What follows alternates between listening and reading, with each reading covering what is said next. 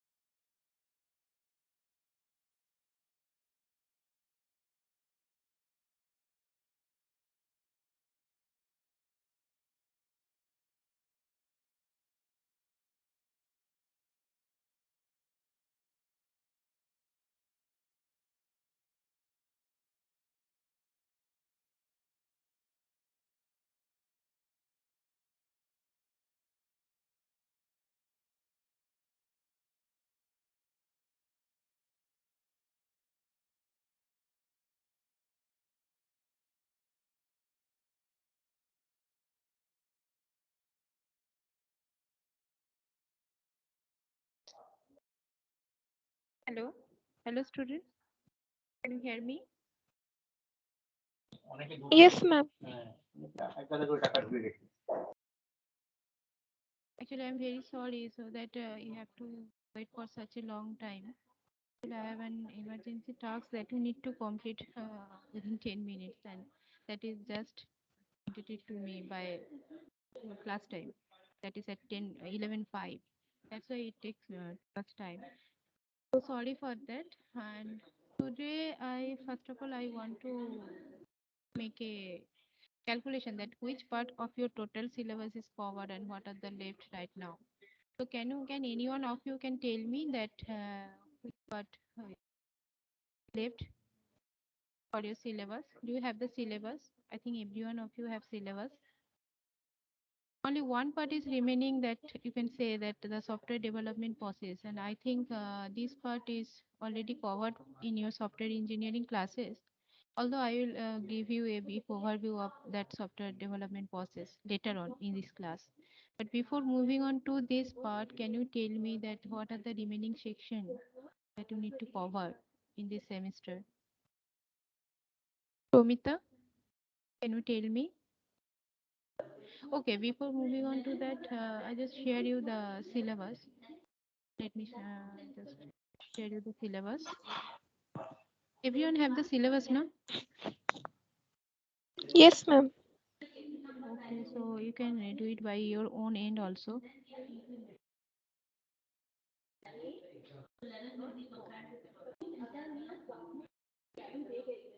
Just a minute.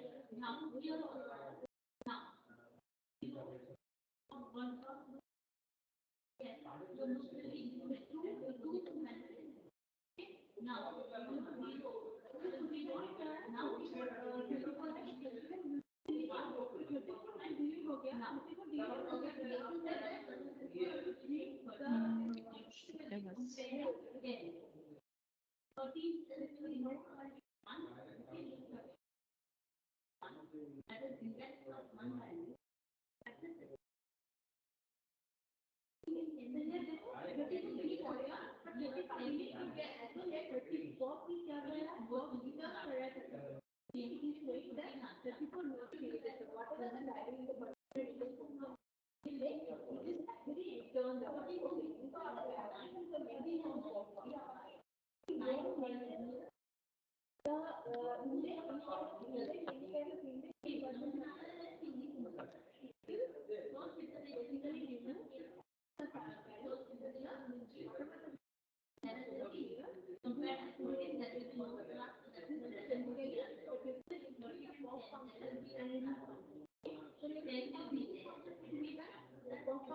The screen is visible to you? The screen is visible to you, students? Hello? Yes, ma'am. Yes, ma'am. Okay, so let me scroll it down.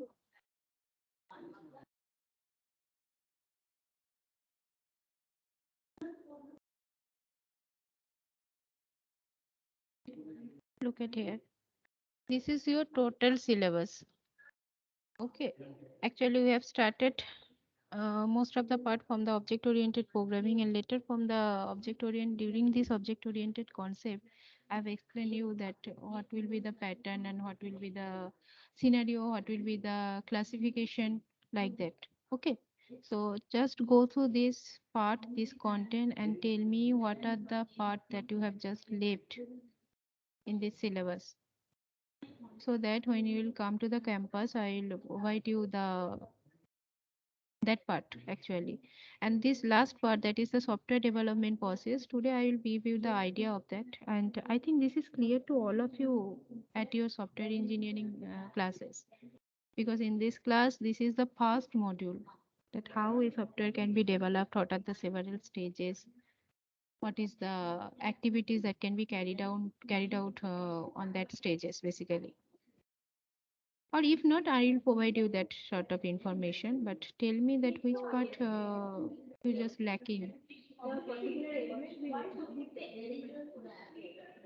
Anything from your side?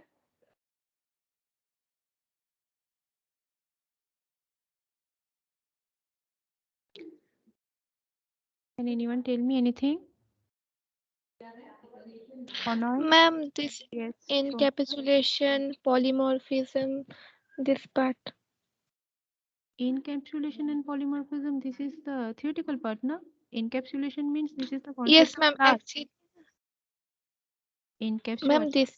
this is taught very earlier, so that's why I have some problem in this part.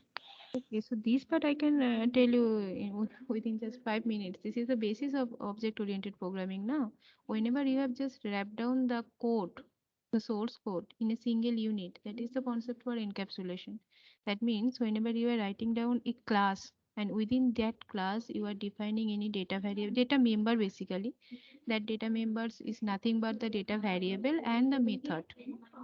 Okay, that means everything you are wrapping down in a single unit so that outside of that unit cannot access that part.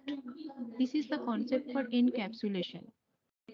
When have you ever find out any capsule, the medicine capsule, any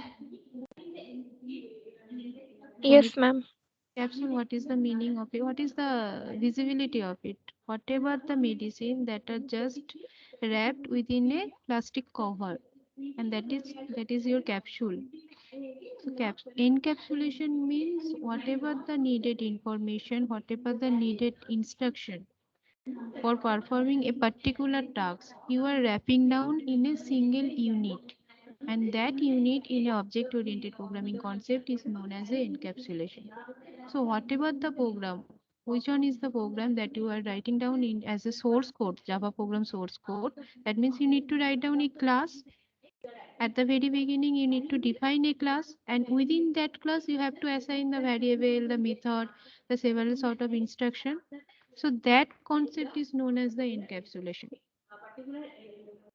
Okay, that is the foundation, that is the base for object oriented programming, so that every instruction or every source code actually that you need to write down as a set of instruction that you are containing within a single unit, and that single unit in object oriented programming is a class.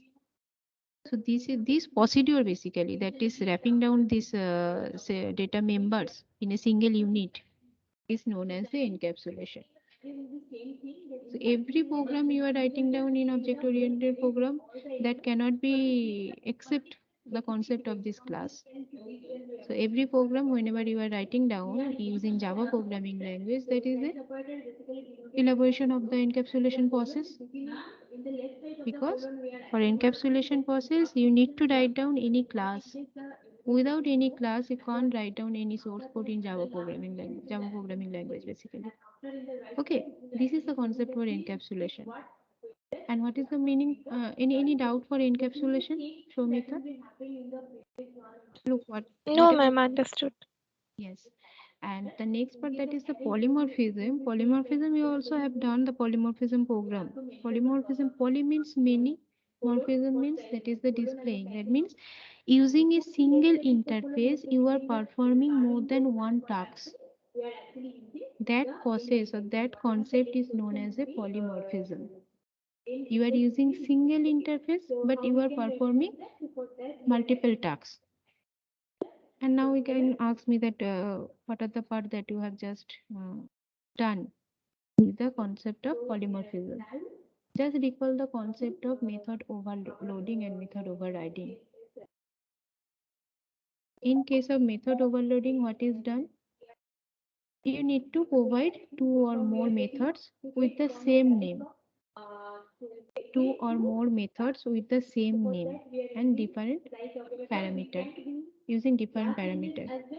This is the concept for method overloading. That means within a class you have to define two or more methods. That method name must be same. Okay, but the parameter signature will be different, must be different. So what is happening here, whenever you are providing a single method, different method with the same name, that means you are providing single interface. Okay, just think upon in such a way that you are adding, using a method, you are adding two integer number, or using a method, you are adding three integers. Okay, or three floating point numbers, three fractional numbers. But for the both cases, you have provided the method name as a addition. So whenever you will get the name as a addition, that means you are getting one interface. That name of that interface is addition. But behind this addition interface, you are performing two separate tasks. One task is performing the addition of two integers, and another task is performing the addition of three fractional numbers. So using one interface, you are now carrying out two different tasks basically. Okay, this is the concept for polymorphism. Now this is known as a static polymorphism. That means it will be decided the compile time, that which method will be called using it parameter signature. There is another concept that is known as the dynamic polymorphism, that is known as the method overloading, and method overriding. And you all know what is the concept of method overriding. Whenever you are using any two method with the same name, same return type, and same parameter signature, one in the superclass and another in the subclass. At that time, which method will be invoked, that will be decided by the object of that class. So it must be decided during the runtime. That's why it is known as a dynamic polymorphism. But look at the main concept, that is the polymorphism. That means you are providing single interface. Whatever be the case, that is you are using in the same class, or you are using the concept of inheritance. That means there may be a superclass, there may be a subclass, or there may be a parent class, or there may be a child class. For all the times you are providing the same method name. That means there will be a single method name, and inside this single method name you are providing multiple tasks. Okay, that's why it's named so, that is polymorphism. That means single interface, multiple tasks is performing right now. Okay, this is the concept for polymorphism that you have already known. It is already known to you, I think. Shomita? Yes, ma'am. So this part is already covered. Now one more thing, just I want to share with you the syllabus for lab. Although it is not included in your theory syllabus, but in case of lab syllabus, just a minute.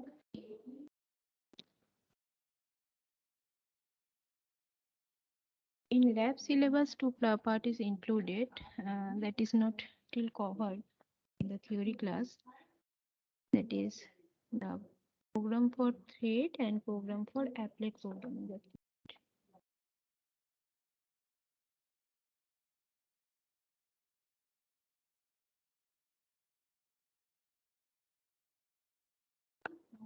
But here, this is your syllabus for lab experiment. Look at here, in case of lab experiment, the class constructor overloading, inheritance overriding, that is over. You have the assignment of arrays also, this is over. I think wrapper class is not done in the lab class. It will take one class to provide you the concept of wrapper class. And another part, that is the interface, inheritance, extending interface, I think this is over. Have you done any program using package? Using package, Shomita, or in any other students? Can you see Uh, the lab assignment? Is the screen is visible to you? no, no, ma'am. It's not visible in my. Okay, just a minute.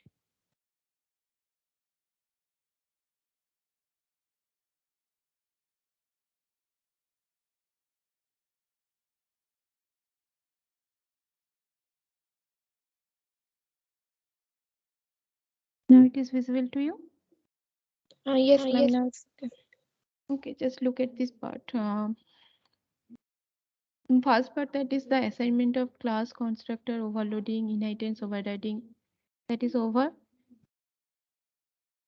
One concept for the array, that is also over. I think wrapper class is not done till now. Wrapper class have done at your lab class or not?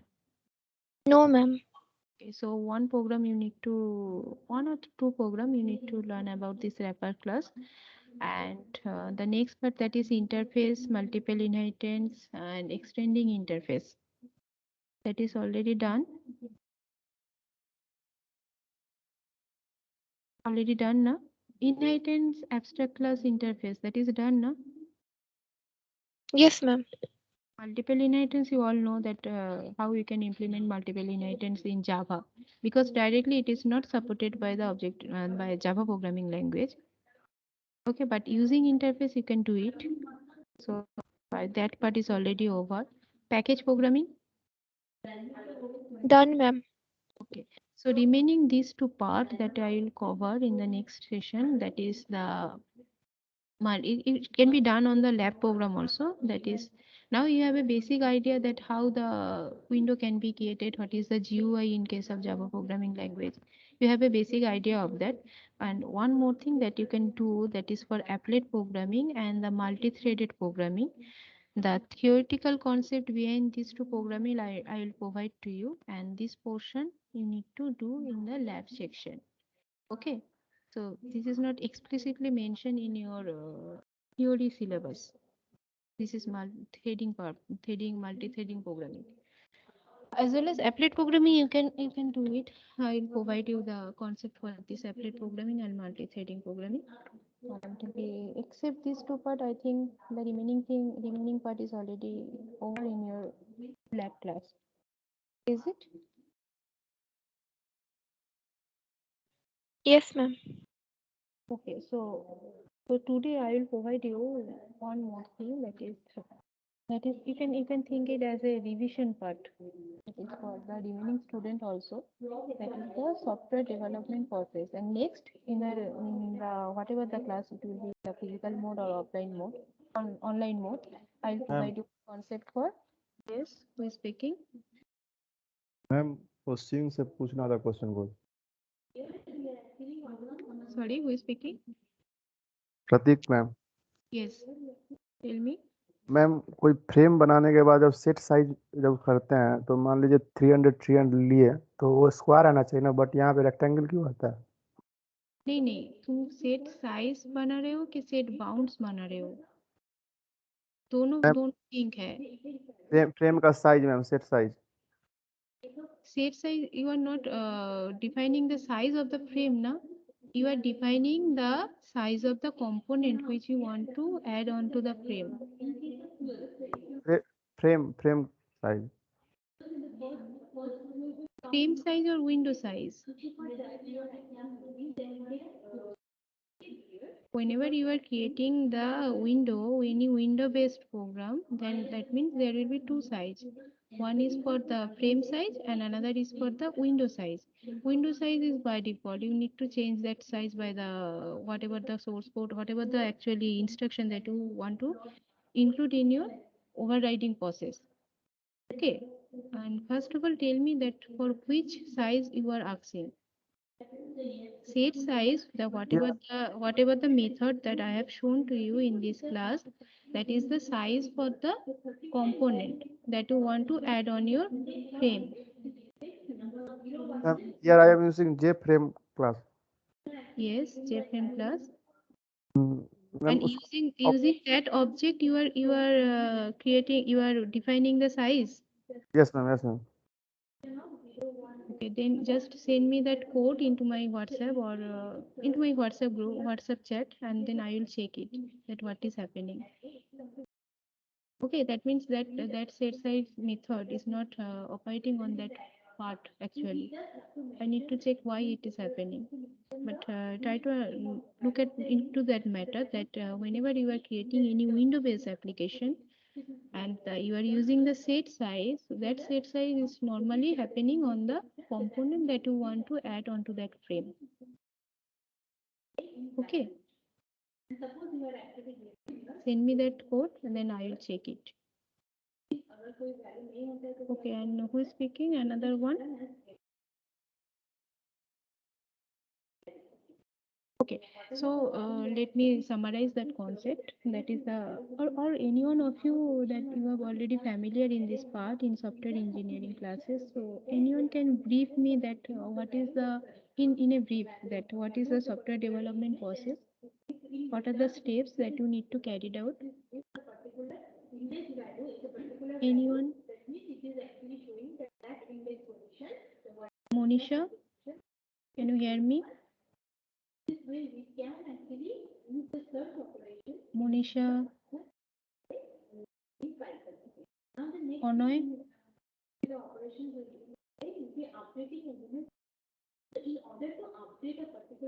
Onoy Rai Chaudhuri, Rohit, anyone from you.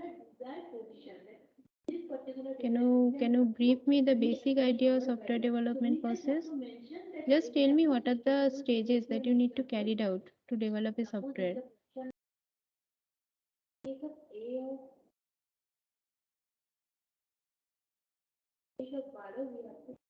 All of you are in a silent mode because this is known to you now. Pratik, can you brief me that what are the stages that you need to carry it out whenever you are developing a software? Pratik, can you hear me? Yes, ma'am. Okay, can you just brief me that what are the stages that you need to carry it out? Because in your syllabus, the subject oriented programming syllabus, there is also a concept that is software development process. And since you are studying, yes, tell me.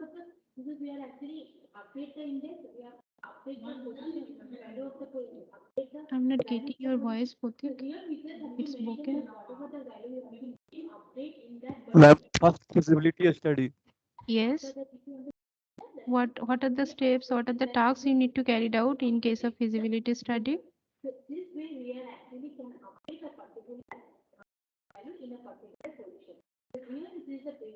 I'm just briefing you the stages.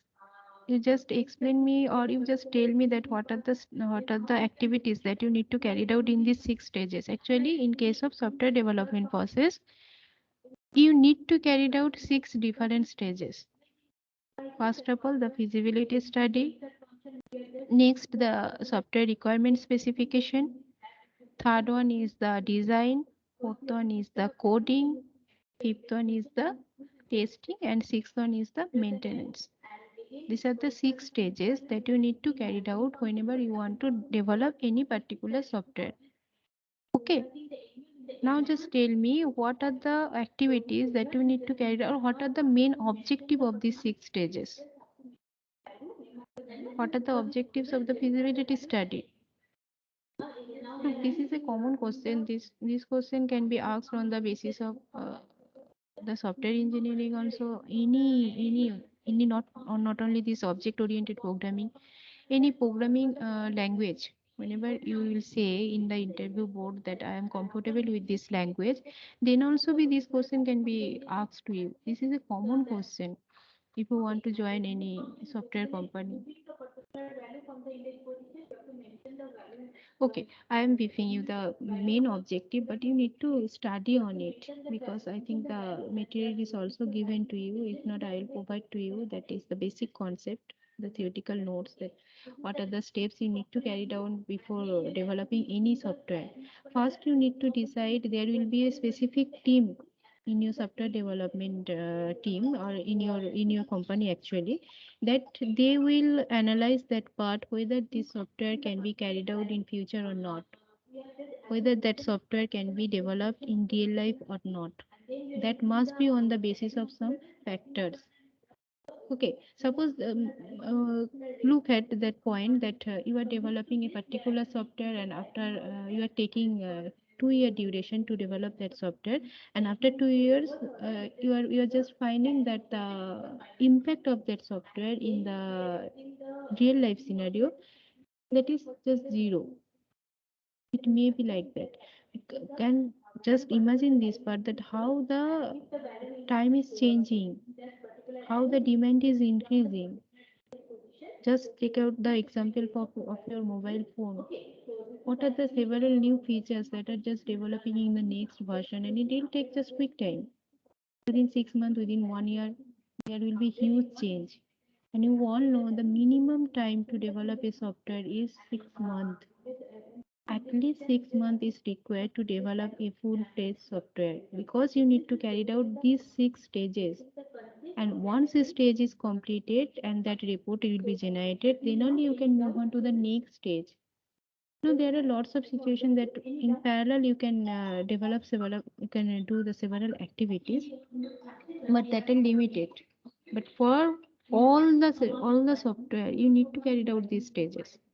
Okay, so to find out before developing the software, you need to find out that whether in real life it is possible to carry on this software or not.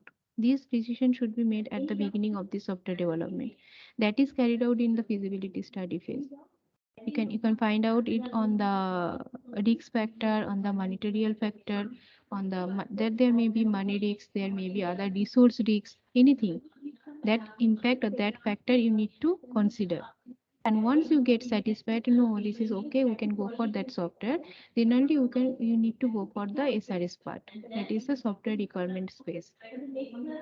For that part, you need to find out which one are the functional requirement, which one are the non-functional requirement, what are the activities that you need to carry out actually. That can be done by taking interview of the user, of the customer, or any other part or any other stakeholder that they are belonging to that software development. Okay, and by doing that part, that means there will be a valid, but I think there will be a lab exercise for you also to develop the SRS. Okay, once you develop the SRS, the software requirement specification document, then only you can go for the design part. So that in the design part, you can pictorially represent or you can develop some figure or picture. So the how the data can move from one part to another part. You need to restrict that part so that it is easier for the programmer or easier for the coder to do the exact coding. They are blind. They will not check whether it is feasible or not, whether it is logical or not. They will just do that part, whatever is explained in the design part. Okay, and after doing that, it needs to be in the testing part. Testing will be done by unit wise first, then it will be done as a whole unit. Okay, for that part, there will be lots of testing are available. Okay, and after testing, you need to go for the release of that software. And after releasing, you need to provide a stage, you need to provide some sort of action that will can contain the maintenance part of that software.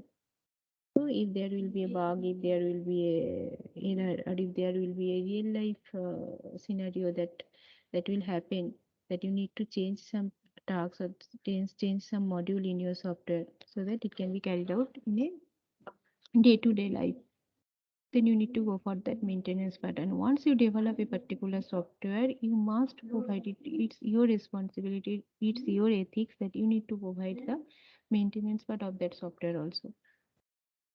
Okay, so these are the 6 stages that you need to carry out whenever you want to develop a particular software. Now, this is the just overview. You need to study each and every stage in detail. So that is, I have asked you that testing phase, you are just asking for what will be the error. Now, there are lots of questions behind this part. That which type of error? Whether it will be a structural error, whether it will be the you are just checking whether you are providing an input, you are getting the desired output or not. Because all of you, I think you are aware of some test cases. Suppose you are developing a program and that will contain that is a one set of array program, and you are providing 10 number of data into that array. Okay, after that you want to find out the summation of that data element of that array, just a simple program. Okay, now what will be the test cases? You can provide 10 number of integers, you can provide, you are defining that array as an integer array, but when you are providing the numbers, you are providing that there will be the fractional number. And it may be the case you are not providing any number, that means the zero input. Okay, or it may contain some part that there will be the positive number, there will be the combination of negative number also. So these four type of cases, test cases, each and every time you need to check. So for whenever you are write down the code, you need to include these sort of stages basically, these sort of scenarios. So that if you are providing just zero number of elements into your array, what will be the output? That condition must be included in your source code. Because in real life you don't know which customer will provide what are the inputs. The inputs is totally dependent on the customer. And it may be the cases that sometimes it may happen that you are asked for entering the email ID. Okay, and that email ID, suppose the customer or the user of the software doesn't provide any @ symbol. So what will happen? So if you are just providing the part that after providing the email ID, the form will be submitted. So that test cases, if you not included in your section, then the customer will not get any output. There will be an error and your software will not be used. Okay, because this is the actual perception that what can happen in future. And you can analyze or you can realize this fact by taking interviewing of some customer or some stakeholder of that software. Okay, or who are involving in that particular task basically, by which you can take the decision that what will be the functional requirement, and that is mentioned at the beginning of the software, that is whenever you are doing the SRS part. Okay, just do one SRS, take one common example, simple example, that is it may be the library management system, it may be any kind of management system. Then we will check that what kind of information, what are the lots amount of information that you need to keep in your mind before doing on that SRS part. That is the functional requirement and which one are the non-functional requirement. And once you have the capability to do that part, then only you can move for the design part. It is purely on the basis of your SRS. And if a particular software doesn't start from the coding, it will start from the after if you just ignore the feasibility study, it will actually starts from the SRS. So it's a request to all of you. So before moving on to the actual software, actual programming, just try to do this analyzing part. Do one SRS for at least one particular application. That application may be a small application. It may be a tic-tac-toe game. Okay, it may be a calculator also. You all know that calculator can be done using Java programming language. It's a simple program.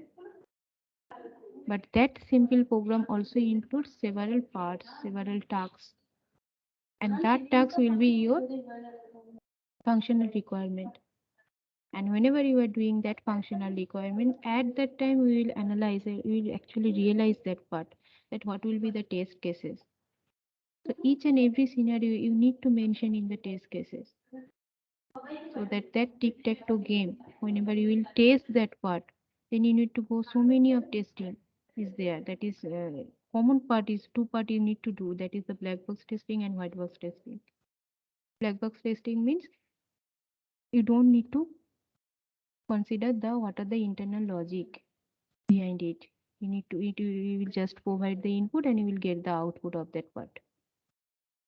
Okay, and white box testing means you need to find out what are the internal logic. You need to go for the structural part of your program.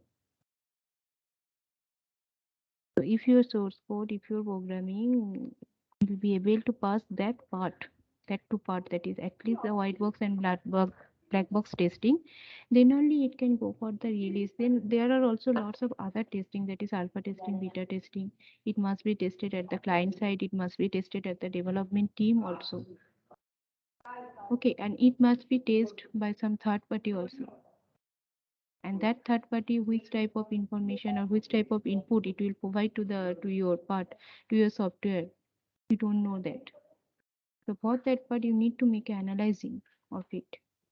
Okay, this actually encompasses in the software development process.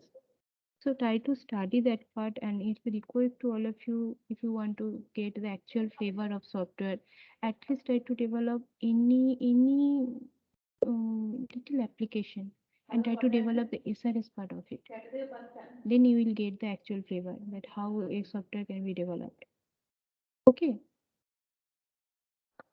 Okay, so for today I am ending this class. We'll meet at the lab section. Let me take your attendance. So students, please try to study the software development part. I will provide you one material for it. But this is the concept, main concept behind developing any software. So try to read it first. Okay, and one more thing, I am just declaring here, those who didn't submit the assignment till now, they will score 0 because I will put the marks by today, and there is no provision that you will submit the assignment. I think 6 are there who didn't submit the assignment. Okay, let me stop the recording.